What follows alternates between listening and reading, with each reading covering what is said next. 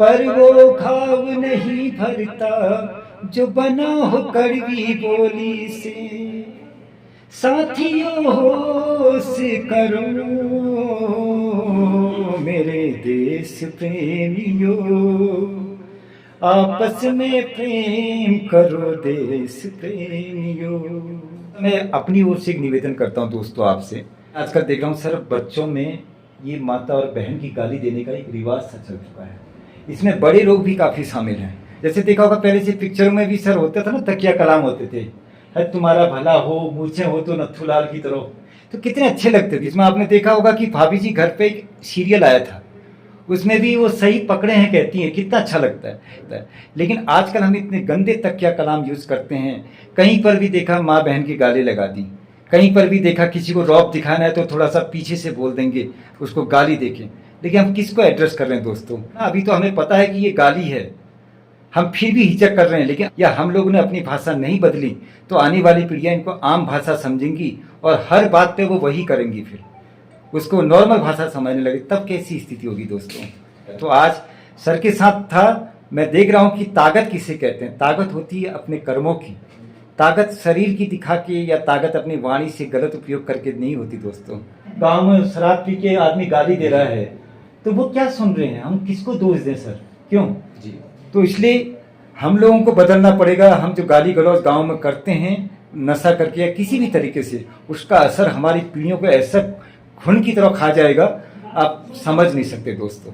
मैं देख रहा हूं क्योंकि संसारी मेरा घर है, मुझे एक दिन नष्ट हो जाना यही मेरी जात है, परोपकार ही मेरा धर्म है, इसके नाते मैं इतना दर्द रख रहा हूं। इसलिए आपसे एक निवेदन है, एक इंसान होने के नाते, और क्योंकि हम हमेशा याद रखें हम नश्वर हैं, एक दिन हमें जाना भी है दोस्तों। कितना भी हम रौब दिखा दें, कितनी भी हम चीज़ दिखा दें, किसी बल पर भी अपना दुरुपयोग करें तो एक दिन हमें ऊपर वाला एहसास करा ही देगा दोस्तों। इसलिए बचो और अपनी ज़िंदगी को अच्छा बनाओ और अपने पड़ोसी की भी चिंता उतनी करो जितने अपने बारे में चिंता। देखिए आप सामने कोतवाल साहब बैठे हैं, इनका जो पहचान है वो इनके पद है। अगर मैं आपसे चाहता हूँ कि आप लोग अपना स्टेटस बढ़ाएं, आप समझें कि मैं कुछ अच्छा करूँ, तो अपने पद से अपने कार्यों से करें। ये वाणी का गलत उपयोग करके अपनी ताकत दिखाने से कोई फायदा नहीं दोस्तों। उसके लिए मैं आपको याद दिलाना चाहता हूँ, एक लाइन है बहुत गहरी।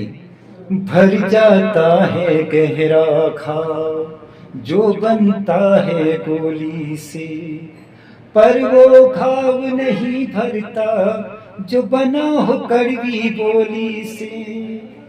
साथियों होश करो मेरे देश प्रेमियों, आपस में प्रेम करो देश प्रेमियों। दोस्तों ये जो लाइन मैं आपको एड्रेस कर रहा हूँ, आपने देखा होगा अक्सर हम आजकल अपनी वाणी का सबसे ज़्यादा दुरुपयोग करते हैं। ये मैंने कितने कार्यक्रमों में बड़े बड़े कमेंट्री के दौरान भी, जब क्रिकेट में टूर्नामेंट होता है उसके दौरान भी बोला है। तो आज सर के साथ था, मैं देख रहा हूँ कि ताकत किसे कहते हैं। ताकत होती है अपने कर्मों की, ताकत शरीर की दिखा के या ताकत अपनी वाणी से गलत उपयोग करके नहीं होती दोस्तों। हमको देखो आप, हम कुछ नहीं कर पाते, लेकिन अपनी वाणी का सदुपयोग करके हम लोग थोड़ा सा प्रभाव बनाते हैं। हमें भी कोई ताकत लगाने की जरूरत नहीं पड़ती कहीं पे। इसलिए बचो और अपनी ज़िंदगी को अच्छा बनाओ और अपने पड़ोसी की भी चिंता उतनी करो जितने अपने बारे में चिंता करो।